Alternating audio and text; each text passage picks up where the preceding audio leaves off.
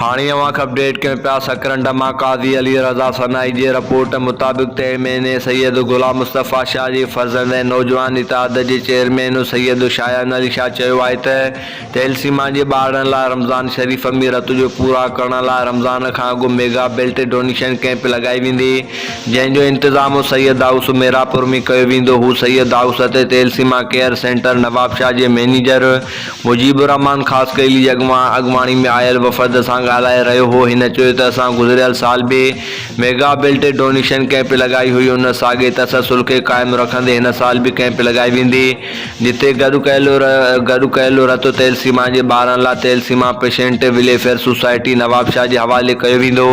तहसीमा centre जे manager Mujibur रहमान ख़ासि कयली ॻाल्हाईंदे चयो त असीं थोरे त आहियूं सैयद शायान अली शाह जा, जन गुज़िरियल साल जीअं हिन साल बि मेगा बेल्ट डोनेशन कैंप लॻाइण जो ऐलान कयो आहे। उन मौक़े ते पीपुल्स पार्टी सिटी अॻवान सदर इम्तियाज़ हुसैन राऊ पिणु मौजूदु हो, जंहिं इरादो ज़ाहिर कयो त सैयद हाउस ते लॻंदड़ बेल्ट कैंप में भरपूर सहकार कंदासीं।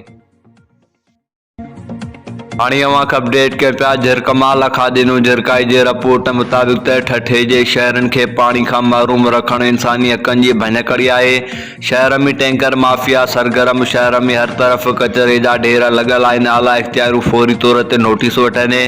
तफ़सील मूजिबि इंटरनेशनल ह्यूमन राइट्स मूवमेंट ठठा जे कंप्लेन सील जे इंचार्ज सैयद इल्ताफ़ हुसैन शाह शिराज़ी मीडिया सां ॻाल्हाईंदे चयो त असांखे शहरनि पारां शिकायतूं मिलियूं आहिनि त ठठे में पाणी जो शदीद बहरान आहे। टैंकर माफ़िया सरगर्म मनपसंद रेट मुक़ररु करे शहरनि खे ॿिन्ही हथनि सां फुरे रहिया आहिनि। शहरी पाणी जे फुड़े लाइ तड़पी रहिया आहिनि, जॾहिं त ईंदड़ फंडनि में वॾी करप्शन थी रही आहे। सैयद इल्ताफ़ हुसैन शाह शिराज़ी आला इख़्तियारनि खे अपील कई त फौरी कार्रवाई कई वञे ऐं शहरनि जे शिकायतुनि जो इज़ालो कयो वञे। ॿिए तरफ़ ठठे मकली हेडक्वार्टर में पाणी न हुअण सबबि मस्जिद जूं इमाम बारगाहुनि में वज़ू लाइ पाणी न लभो आहे। हिन आला इख़्तियारनि खे अपील कंदे चयो त शहरनि जे शिकायतुनि जो फौरी तौर ते हल कयो वञनि, जॾहिं त सरकारी गाॾियूं फ़क़ति ठठो मकली जे ऑफिसरनि खे पाणी ॾियण में मसरूफ़ आहिनि। आम पब्लिक परेशान आहे।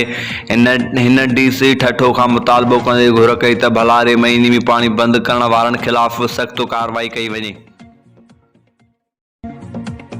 अपडेट कयूं पिया ठोयल मां फैज़ सुमरो जे रिपोर्ट मुताबिक़ त ठोयल जे B सेक्शन थाणे पुलिस चौकी जोंगल जे इंचार्ज अली गुल चोलियाणी सहाफ़ियुनि सां ॻाल्हाईंदे चयो त इलाइक़े में अमन अमान जी सूरतहाल खे बहितर बणाइण लाइ SSP जेकमाबाद डॉक्टर समीर नूरचंदा साहब हफ़्तो अॻु थाणे ते पहुची पुलिस पिकटनि जी विज़िट करे पुलिस जी हौसला अफ़ज़ाई करे सख़्तु हिदायतूं कयूं। हिन चयो त आसपास जा इलाइक़ा ख़तरनाक ऐं थाणे जी हद वॾी आहे।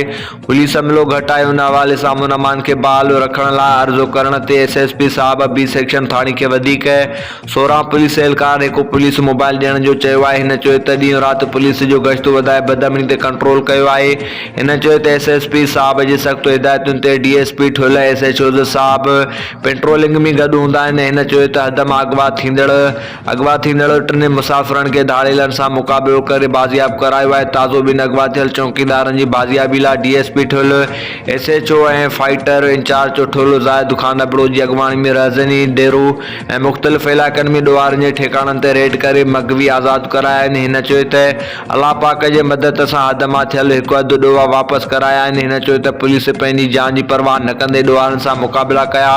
पुलिस अञा उजागा करे अवाम जी जान ऐं माल जो तहफ़ुज़ करे रही आहे। हिन ॿुधायो त इलाइक़े जा मुअद्दिदीन